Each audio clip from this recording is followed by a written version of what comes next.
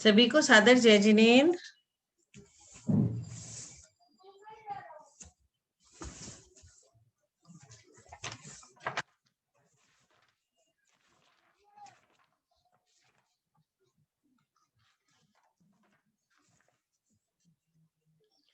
जय जिनेंद्र आंटी। जय जिनेंद्र, सभी को जय जिनेंद्र। हम मंगलाचरण करते हैं, आप करिए प्लीज। जी जी जी। जय बोलिए नियम सार ग्रंथ राज की जय, आचार्य कुंद कुंद देव की जय, अनंतानंत सिद्ध परमेष्टि भगवान की जय। नमिऊ न जिनम वीरम अनंत वरनान दंसन सहावम, ओच्छामि नियम सारम केवली सुध केवली भणिदम। आज अपनी 116 नंबर की गाथा है दीदी। हाँ पढ़े? हाँ, आप गाथा पढ़ लो। उक्किठ्ठो जो बोहो नानम तस्सेव अपनो चित्तम, जो धरई मुनि नित्यम काय चित्तम हवे तस्स। प्रायश्चित के बारे में बता रहे हैं। सर्वोत्कृष्ट ज्ञान ही निश्चय प्रायश्चित है।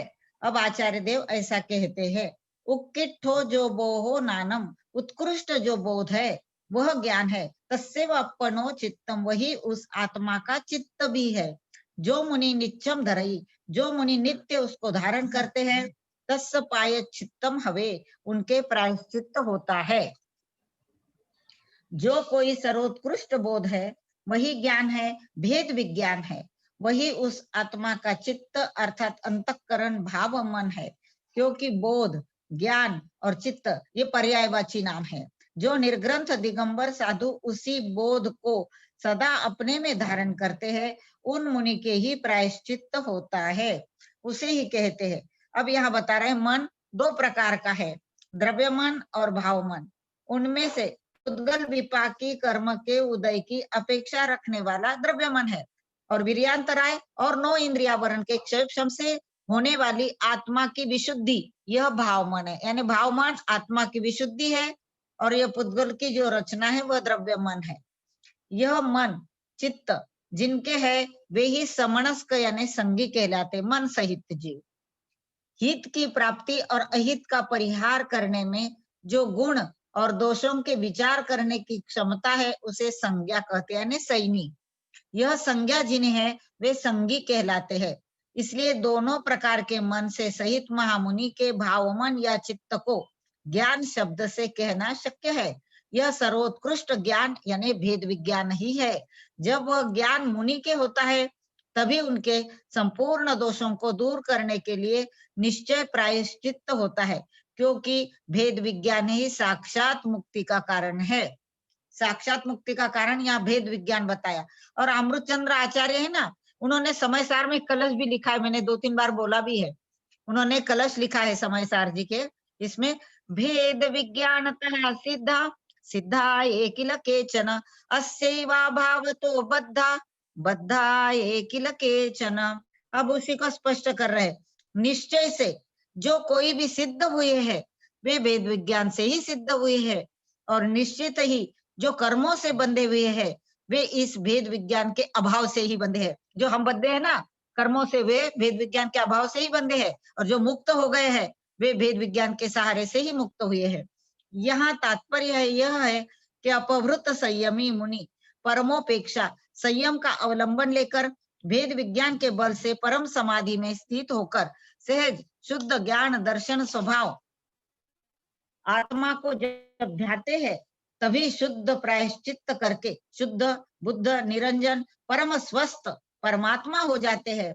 ऐसा जानकर प्रारंभ अवस्था में छठे गुणस्थान के योग्य संयम की भावना करनी चाहिए। जय जिनेन्द्र दीदी, अब आगे आप पढ़ेंगे।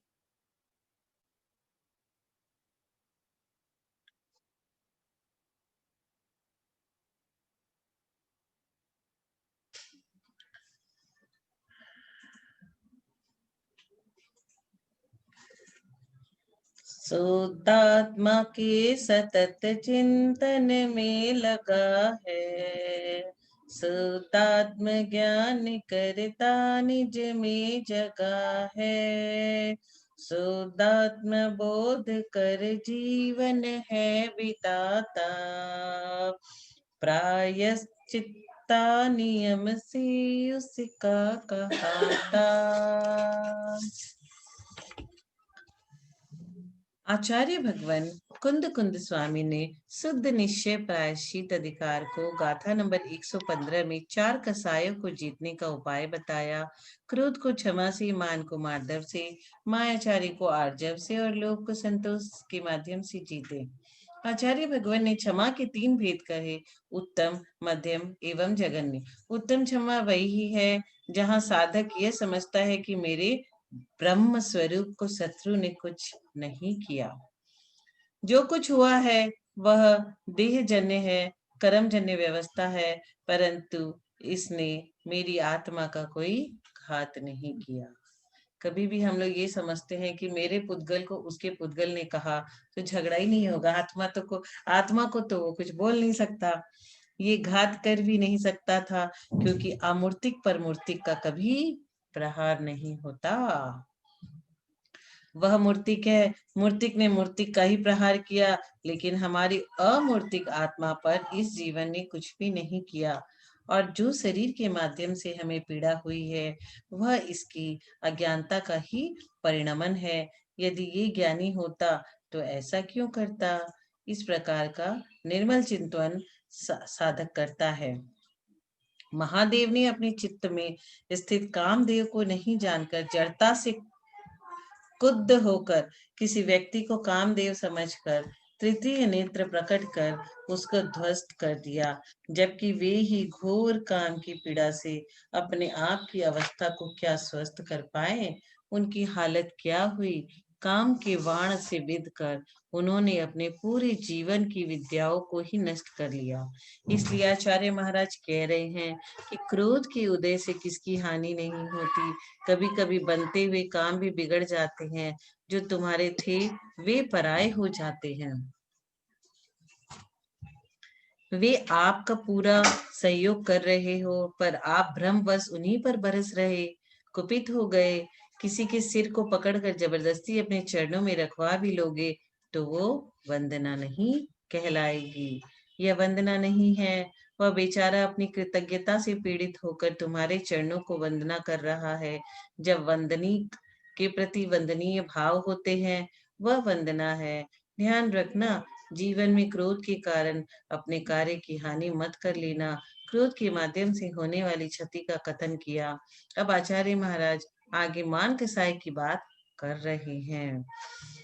जब भरतेश जल युद्ध, भरत और बाहुबली में, मैंने प्रतिमानियों के शास्त्र में पढ़ा था आदि पुराण में, कि जब भरत चक्र लेकर के संपूर्ण राज्य पूरा चक्रवर्ती बन के लौट रहे थे तो चक्र रुक जाता है। क्यों? पूछा उन्होंने, क्यों रुक गया? बोले अभी आपके भाई को जीतना बाकी है। बोला अच्छा, बाहुबली से युद्ध करना पड़ेगा। सारे सैनिक लोग डर गए कि दोनों सूरवीर, ये चक्रवर्ती और वो बाहुबली, अब अगर युद्ध हुआ तो हमारी सेना का तो एकदम नष्ट हो जाएगी, तो इसका रास्ता क्या निकाले। तो मंत्रियों ने कहा ऐसा करते हैं, भरत और बाहुबली आपस में युद्ध करेंगे, सेना का सेना से युद्ध नहीं होगा तो सेना की कोई क्षति नहीं होगी। तो बोलते ठीक है। तो बोले क्या करना है? बोले 3 तरह से युद्ध करना है। जल युद्ध करना है, जल युद्ध, दृष्टि युद्ध और मल्ल युद्ध। तीनों युद्ध में बाहुबली ने भरत स्वामी को पराजित कर दिया। उन्होंने कुपित होकर बाहुबली पर चक्र चला दिया। भाई भाई के ऊपर चक्र चला दिया। अरे चक्र चला दिया तो क्या हुआ? चक्र ने प्रदक्षिणा दी बाहुबली की और वापस लौटाया। ये होता है। वह चक्र बाहुबली की 3 प्रदक्षिणा देकर वापस चला आया। जिनके दक्षिण बाहु पर स्थापित हुआ चक्र, ऐसे चक्र को छोड़कर बाहुबली ने दीक्षा ले ली और इतनी घोर तपस्या की कि उनको उसी समय मोक्ष हो जाना चाहिए था, लेकिन नहीं हुआ। क्यों? वे बाहुबली स्वामी कलेश को प्राप्त करके चिरकाल तक खड़े रहे। क्यों? उनके अंदर मान था, मान के पीछे 1 वर्ष तक खड़े रहे। अहो, तृतीय काल में उत्पन्न श्रेष्ठ सेनन से युक्त कामदेव चक्रेश भरत के लघु भ्राता, तीर्थंकर के पुत्र, गंधर के भैया, ऐसे पुण्यात्मा जीव भी एक मान कसाई के पीछे 1 वर्ष तक खड़े रहे, और खड़े रहे, बेल लता सब उग गई उनके पैरों पे। आप क्या हो, हम तो कुछ भी नहीं है। तनिक से मान के पीछे हम क्या नहीं करते, और मान ही मायाचारी की उत्पत्ति करता है। जीव सोचता है कि येन केन प्रकारेण सम्मान तो प्राप्त करना ही है, तो फिर मायाचारी करता है। आचार्य महाराज कह रहे हैं कि किंचित मान भी महाहानि करता है, इसलिए मान का विसर्जन करो। आगे आचार्य भगवान माया कषाय के विषय में कह रहे हैं। कितने ग्रंथ पढ़ ली मैंने, सब जगह यही लिखा है, क्रोध मान माया लोभ त्याग दो। जी।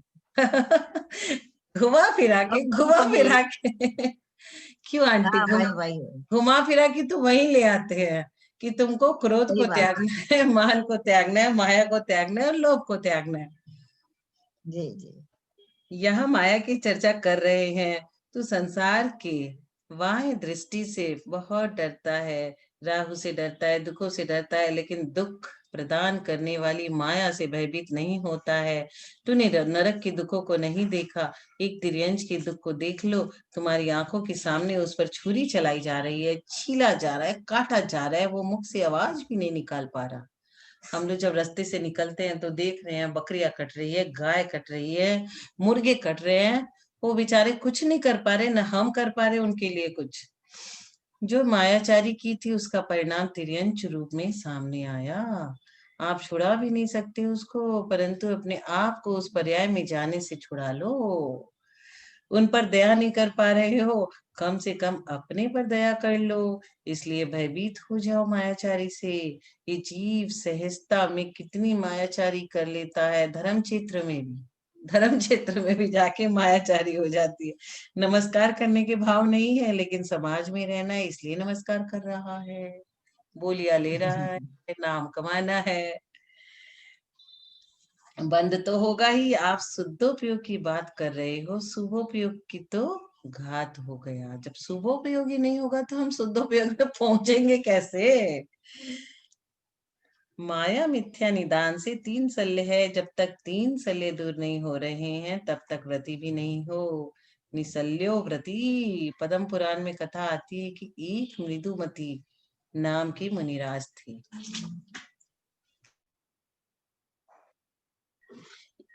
एक रिद्धिधारी मुनिराज ने एक पर्वत पर चातुर्मास किया था। वहां देव नगरवासी वंदना करने आते थे। चातुर्मास के उपरांत वे विहार कर गए और वहां मृदुमती नाम की मुनिराज विराजमान हो गए, तो लोग उनकी वैसे ही पूजा करने लगे। मुनिराज के मन में भाव आ गया कि यदि मैं बता दूंगा कि मैं वो मुनिराज नहीं हूं तो लोग वैसी पूजा नहीं करेंगे। हो गई मायाचारी। चतुर्थ काल का वह श्रवण जो सिद्ध बनने जा रहा था, मायाचारी के प्रभाव से तिर्यंच गति का बंद किया, और आगे चल के त्रिलोक मंडल नाम का हाथी हुआ जो लंकेश का प्रधान हाथी था। इतना बड़ा दुष्टांत मुनिराज का दृष्टांत क्यों रखा। आचार्य महाराज बताना चाह रहे हैं कि एक महाव्रती के भाव ऐसे हो जाए तो हाथी बन सकता है, तो हे अणुव्रतियों, हम तो अभी अणुव्रतियों भी नहीं है। हम तो संयम में है ही नहीं अभी। हमारे तो डाउट है चौथा गुणस्थान भी है कि नहीं है। तो ये पांचवा और अनुव्रत धारण करने वाला पता नहीं कब आएगा हमारे जीवन में। तुम्हारी क्या दशा होगी, कभी कोई नाराज न हो जाए इसलिए हम उसके सामने उस जैसा बात कर लेते हैं, लेकिन ये छल है, मायाचारी है, बंद तो होगा ही। क्षणिक सुख क्षणिक वाहवाही के पीछे त्रिकालिक सुख की सत्ता मत खो। जो पर्दे के राम होते हैं वे लक्ष्मण के वियोग में फूट फूट कर रोते हैं। देखने वाले लोग रोने लग जाएं, लेकिन पर्दे के अंदर रावण के साथ पान खाते हुए मिलते हैं। ये पर्दे के राम की क्रिया है, कौशल्या के राम कभी ऐसा नहीं करते। इसलिए जीवन में कौशल्या के राम बनने का प्रयास करना, कौशल्या का राम बनना बहुत कठिन है। जिस इंसान को गद्दी मिलने वाली थी, राजा बनने वाले थे, उन्हें यह सुनने मिलता है कि तू वनवास चल जा। वो बोलता है जी बहुत अच्छा पिताजी, मैं वहां जाके मुनि महाराज की सेवा करूंगा, उनसे मिलूंगा, ज्ञान अर्जित करूंगा। ऐसे किसी के भाव होते हैं? हमें तो एक छोटी सी वस्तु न मिले तो कसाय उत्पन्न हो जाता है। पर्दे के राम नहीं बनना, भयभीत हो जाओ किससे? इस माया रूपी महागड्ढे से। वो गड्ढा कैसा है? मिथ्यात्व के घोर अंधकार से व्याप्त है। इस अंधकार के कारण क्रोध आदि जो सर्प बैठे हैं दिखते नहीं है, दिखते नहीं है ये सर्प, लेकिन हमें पूरा नष्ट कर देते हैं ये। मायाचारी के कारण क्रोध कसाय मिथ्यात्व भी आ जाता है, इसलिए मायाचारी से बचने का प्रयास करना चाहिए। नाटक को नाटक कहो, जो नाटक को वास्तविकता कहता है वह मायाचारी करता है। आप नाटक के ब्रह्मचारी हो तो नाटक के ब्रह्मचारी ही कहना, नाटक के ब्रह्मचारी हो और वास्तविकता बन के पूजा कर रहे हो तो ध्यान रखना परिणाम तुमको ही भोगने पड़ेंगे। नाटक में कोई मुनि बने तो कोई उसको नमस्ते नहीं करता, क्योंकि सबको मालूम है ये तो पाठ कर रहा है। परंतु तुम मुनि बन के नाटक करोगे तो छल कपट होगा। नाटक में मुनि तो बना जा सकता है, पर मुनि बन के नाटक नहीं किया जा सकता।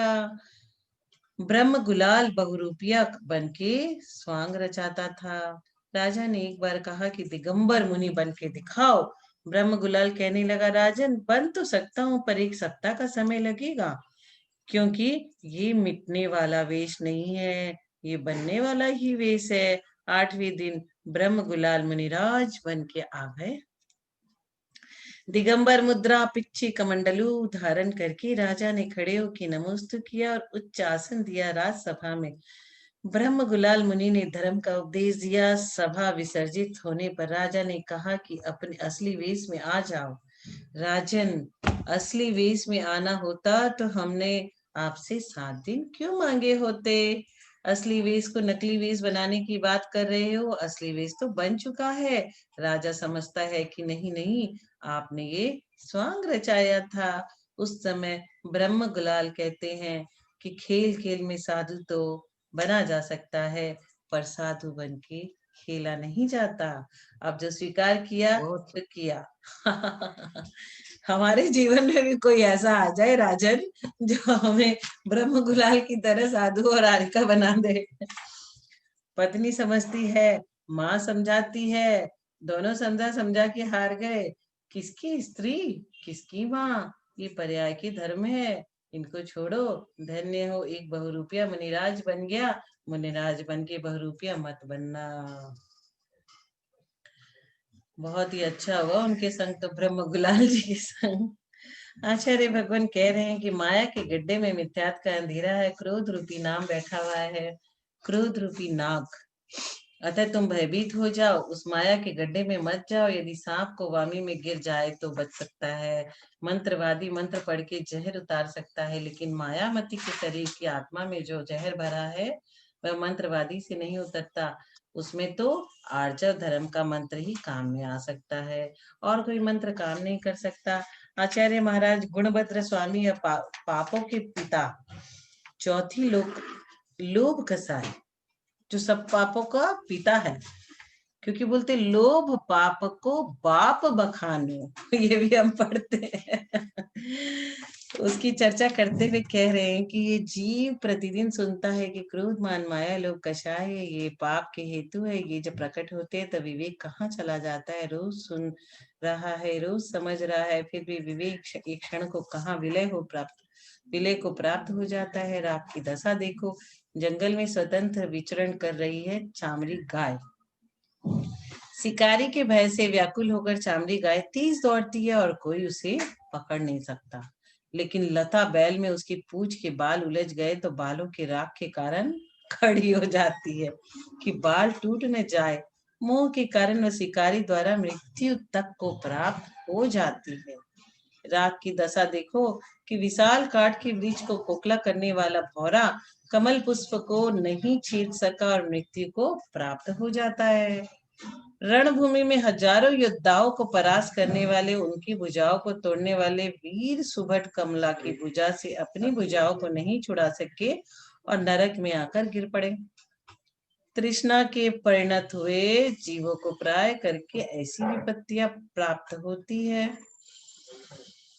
क्षमा से क्रोध कसाय को, मान कसाय को मार्दव के द्वारा, माया कसाय को आर्जव के द्वारा और लोभ कसाय को सोच धर्म के द्वारा जीतो। आचार्य भगवान कुंद कुंद स्वामी 116 नंबर की गाथा में कह रहे हैं कि आत्मा का उत्कृष्ट बोध है, ज्ञान है, चित्त है, उसको नित्य धारण करता है, वह आत्मा में ही चित्त को लगाता है, पर मैं नहीं, उनके ही प्रायश्चित है जो चित्त को, निज ज्ञान को, निज बोध को निज में लीन किए हैं, उनके ही उत्कृष्ट प्रायश्चित नाम का तप है। यहाँ कह रहे हैं कि शुद्ध ज्ञान को स्वीकार करने वाले को ही प्रायश्चित होता है, जो विशिष्ट धर्म है वही सही बोध है, ऐसा अर्थ लगाना। यह मत समझना कि बहुत शास्त्रों को जान लिया तो उत्कृष्ट ज्ञानी हो गए। जो उत्कृष्ट धर्म अर्थात स्वात्मा में लीन है, वे मुनि ही उत्कृष्ट ज्ञानी हैं। ज्यादा ज्ञान करोगे तो ज्यादा विकल्प बढ़ेंगे, लोगों से परिचय बढ़ेगा। अज्ञानी बन के रहोगे तो लोग तुमसे दूर रहेंगे, अज्ञानी समझेंगे, लेकिन तुम अपने आप में ज्ञानी हो। पैसा जब भी संभालते हो, भीड़ में नहीं संभालते, गुप्त रूप से संभालते हो। जब हम लोग को पैसे काउंट करना होता है बैग से, तो जब भीड़ रहती है, बहुत सारे लोग होते हैं, तो नहीं गिनते हैं हम लोग गुप्त स्थान में। ऐसे ही निज ज्ञान को संभालने के लिए बहुत गुप्त स्थान चाहिए। किसी विषय को समझना बहुत सरल होता है, परंतु उसे व्यवस्थित करके उससे लाभ निकाल लेना बहुत कठिन होता है। एक व्यक्ति दानों से कुछ नहीं कर पा रहा है और दूसरा व्यक्ति दानों से अनेक दाने उत्पन्न कर गोदाम भर रहा है। यह तो बीज बुद्धि की रिद्धि है। एक अक्षर, एक शब्द सुना तो सब समझ लिया। तो ऐसा है परम भूत, जिनकी संयमाचरण में लीनता ही स्वरूपाचरण में लीनता है, ऐसी योगी की चर्चा कर रही हैं। बोध, ज्ञान और चित्त ये पर्यायवाची शब्द है। यह बोध ज्ञान जीव के जो प्रकाश रूप से चित्त है, जो परम संयमी है, वे नित्य ही ऐसे चित्त को धारण करते हैं, उन्हें ही निश्चित रूप से निश्चय प्रायश्चित होता है, ऐसा समझना चाहिए। तात्पर्य यह समझना कि जो परम योग निस्वरूप में रमण कर रहे हैं, उनके ही निश्चय प्रायश्चित है, शेष के नहीं। वही मोक्ष का हेतु जानना। बोलो महावीर स्वामी की जय। आंटी अब आगे वाला गाथा ले लो। 117 दीदी। हाँ 117 लेते हैं। हाँ जी। किं बहुना भणियेन दु वरतव चरणं महेशिनं सव्वं पायच्चित्तं जानः अनेकं मानखय हेवु। इसका भी पढ़ लेती हूँ दीदी। बहुना भणियेन दु किं बहुना, श्रेष्ठ तपश्चरण भी प्रायश्चित है, ऐसा आचार्य वर्य कहते हैं। श्रेष्ठ तपश्चर्यन यह भी प्रायश्चित है। बहुना भणियेन दुखिम, अधिक कहने से क्या, महिषेन वरत वचरणम सव्वम पाये चित्तम जान, महर्षियों का जो श्रेष्ठ तपश्चरण है वह सब प्रायश्चित है, ऐसा जानो। वही अनेक कर्मों के क्षय का हेतु है। बहुत अधिक कहने से क्या प्रयोजन, प्रज्ञा श्रवण, आकाशगामी, क्षीर श्रावी, रस वृद्धि आदि अनेक प्रकार की रुद्धियों से समन्वित महर्षियों का जो श्रेष्ठ तपश्चरण है वही सब प्रायश्चित है, ऐसा जानो। क्योंकि वह तप ही कटुक फल देने वाले असाता, शोक आदि अनेक कर्मों के क्षय का हेतु है। कुल मिला के अपने को क्या है, कर्मों का ही क्षय करना है, तो वो तप से ही होता है। इसी का विस्तार है। तप दो प्रकार का, एक बाह्य तप और एक अभ्यंतर तप। मूलाचार में भी कहा है, अनशन, अवमौदर्य, रस परित्याग, वृत्ति परिसंख्यान, काय क्लेश और विविक्त शय्यासन, ये 6 बाह्य तप है। इस बाह्य तप की सफलता दिखलाते वो ही बाह्य तप है जिससे मन दुष्कृत को नहीं प्राप्त होता, जिससे श्रद्धा उत्पन्न होती है और जिससे मन वचन काय क्षीण नहीं होते हैं। श्री समंत भद्र स्वामी ने भी कहा है, हे भगवान, आपने अपने आध्यात्मिक तप को बढ़ाने के लिए परम दुर्धर बाह्य तप का आचरण किया। अब अभ्यंतर तप के भी नाम लिखते हैं।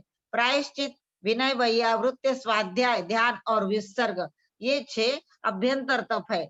तपश्चर्य के बिना तीर्थंकर भी सिद्ध नहीं होते हैं। ग्रंथकार श्री कुंद कुंद देव ने भी अन्यत्र मोक्ष प्रावृत आदि ग्रंथों में कहा है, तीर्थंकर की ध्रुव सिद्धि है, अर्थात निश्चित ही मोक्ष जाएंगे, फिर भी 4 ज्ञानधारी होकर भी तपस्चरण करते हैं। ऐसा जानकर निश्चित ही ज्ञान से युक्त होकर भी तुम्हें तपस्चरण करना चाहिए। दूसरी बात यह है कि प्रारंभ अवस्था में ज्ञान, तत्व ज्ञान, परिचय और उपसर्ग के आने पर नष्ट हो जाता है। यही बात सुखपूर्वक भावित किया गया ज्ञान दुख के आ जाने पर नष्ट हो जाता है। इसलिए योगी अपनी शक्ति के अनुसार दुखों के द्वारा आत्मा की भावना करता रहे। गाथा बड़ी अच्छी है ये। सुहे न भाविदम नानम दुहे जावे विनसदी तम्हा जहा बलम जोई अप्पा दुखे ही भावे। अर्थात मुनिराज कायक्लेश आदि तप को कर करके आत्म तत्व की भावना करते रहे, तभी वे वह तत्व ज्ञान परिचय उपसर्ग आदि के समय टिक सकता है। तात्पर्य यह हुआ कि बाह्य तपस्चरण के द्वारा साध्य जो अभ्यंतर तपस्चरण है, उसे करते हुए सर्व प्रयत्न से अपने आत्मा की शुद्धि करते रहना चाहिए। जय जिनेन्द्र। अब आप पढ़ेंगे दीदी।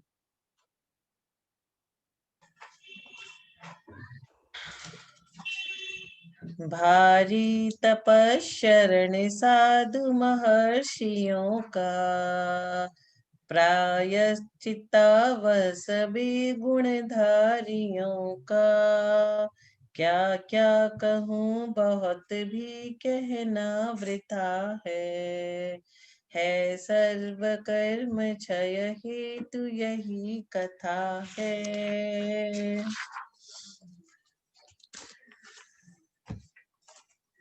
आचार्य भगवान कुंद कुंद स्वामी ने 116 नंबर की गाथा में यह बताया कि जो उत्कृष्ट ज्ञान है वही आत्मा का स्वरूप है, वही बोधि है। उस बोधि को जो योगी धारण करते हैं वे ही निश्चय प्रायश्चित है, और निश्चय प्रायश्चित का उपभोग व्यवहार प्रायश्चित से ही होता है। व्यवहार प्रायश्चित के अभाव में निश्चय प्रायश्चित संभव नहीं है। यह सब कथन शैली है, वास्तव में स्वरूपाचरण की ही चर्या है। निश्चय सब जहाँ क्रियाओं में लगा हो वहां समझ लेना कि वह निर्विकल्प दशा है। निश्चय सब किसी भी आवश्यक में जुड़ा हो, किसी भी मूल गुण में जुड़ा हो, ज्ञान में जुड़ा हो, दर्शन में जुड़ा हो, चारित्र में जुड़ा हो, तो यह ध्यान रखना कि यह निश्चय शैली है, परंतु वास्तव में अवस्था शुद्ध उपयोग की है। निश्चय ज्ञान, निश्चय दर्शन, निश्चय चारित्र, निश्चय सम्यक, निश्चय आवश्यक, निश्चय प्रायश्चित, यह सब योगी की अंतरंग दशा है। इस अंतरंग दशा की प्राप्ति का हेतु बहिरंग रत्नत्रय की अनिवार्यता है।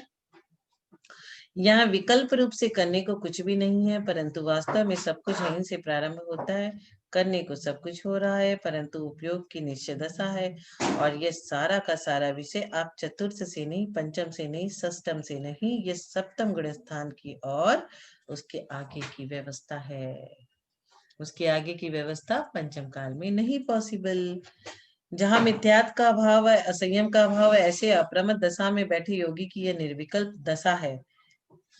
आचार्य पद्म प्रभ मलधारी देव इस कलेश में कह रहे हैं कि जिन्होंने शुद्ध आत्मज्ञान की सम्यक भावना से आत्मा को जाना है, उसी आत्मा के ही प्रायश्चित होता है।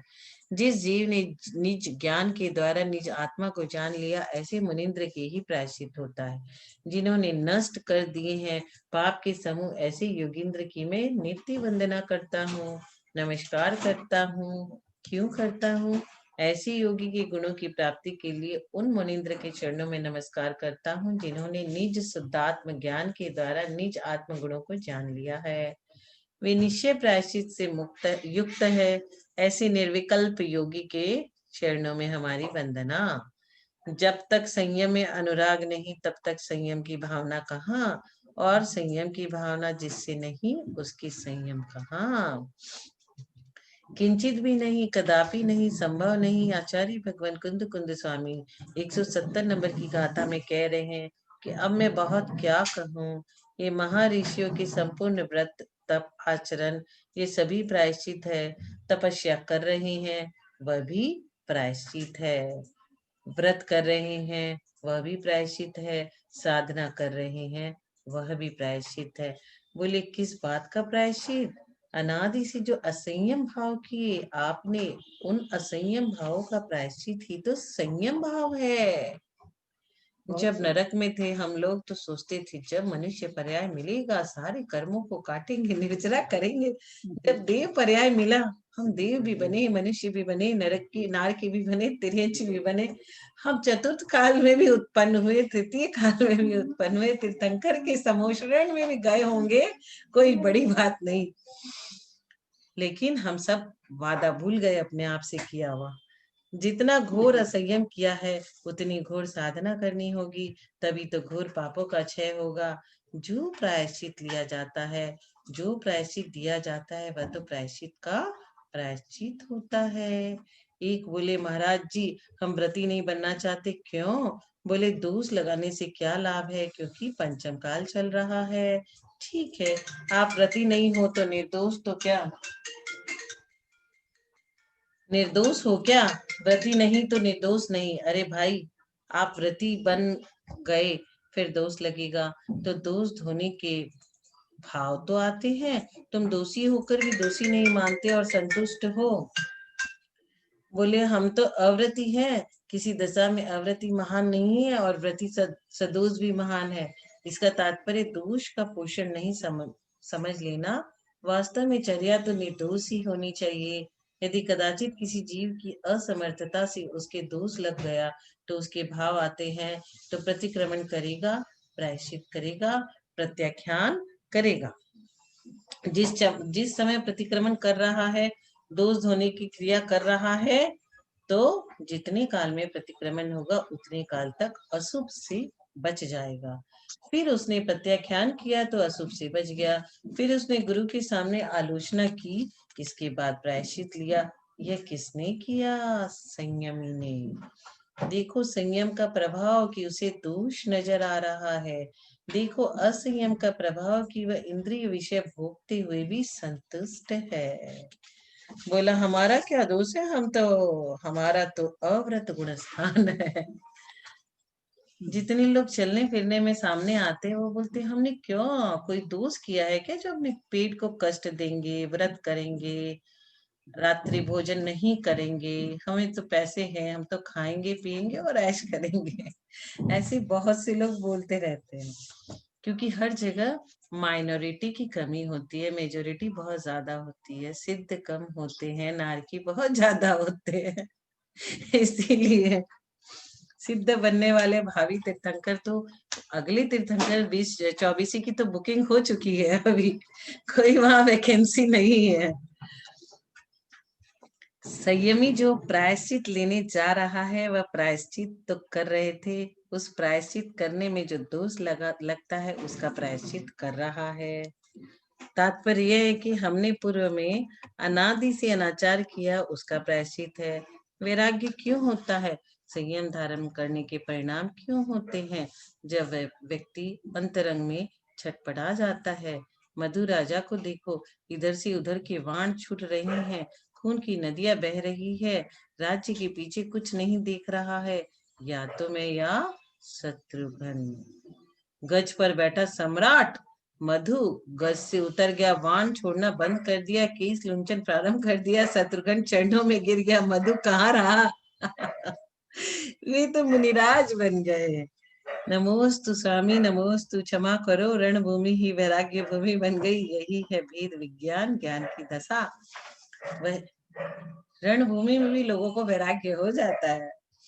वही ज्ञान की दशा है जिसमें चारित्र परिणत हो जाए। प्रायश्चित तो गज पर बैठे शुरू हो चुका था।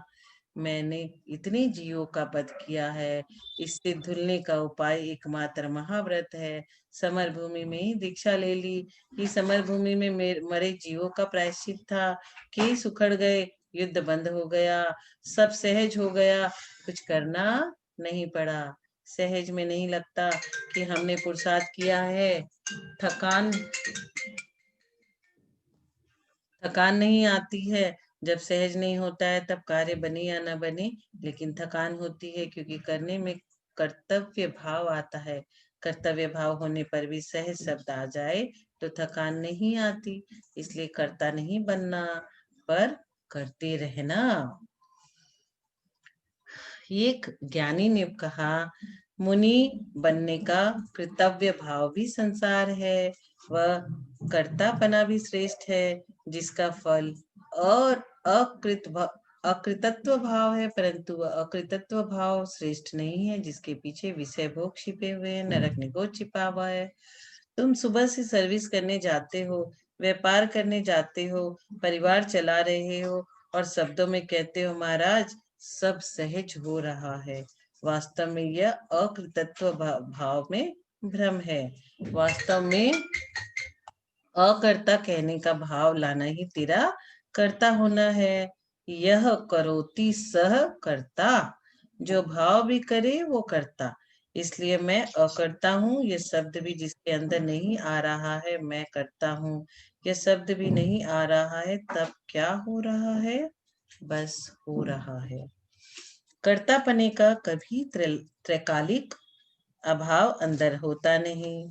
अकृतत्व भाव कभी विनाश को प्राप्त नहीं होता, अन्यथा सिद्धात्मा शुद्धात्मा शुद्ध सुख का कर्ता कैसे होगा? द्रव्य कुटस्थ हो जाएगा। शुद्ध परमेश्वर भी शुद्ध भाव का कर्ता है, शुभ स्वभाव का कर्ता है, पर कर्तत्व पने का विकल्प नहीं। समय सार जी यह नहीं कहता कि तुम अकर्ता बन जाओ, वह कहता है कि कर्ता पने के अहंकार का अभाव कर दो, कर्ता तो कभी नष्ट हो नहीं सकता, ये जीव त्रैकालिक कर्ता रहता है। हर समय मिनट मिनट में हमें समझाया जा रहा है कि हमें इसका अहंकार का विसर्जन कर देना चाहिए। अहंकारी रावण था, रावण की जैसी भक्ति शांतिनाथ भगवान की हम भी नहीं कर सकते। तार टूट गए तो नसों से वीणा बजा दी, ऐसी भक्ति हम नहीं कर सकते। बस अहंकारी था, अहंकार में अपना सर्वस्व नाश कर लिया। क्यों आंटी? जी अब जी आप बताइए। ये तो वही क्रोध मान माया, लोग मान पे आ गए। आचार्य बोलते बोलते वही चारों चीज में आ जाते हैं हमेशा। तो वैसा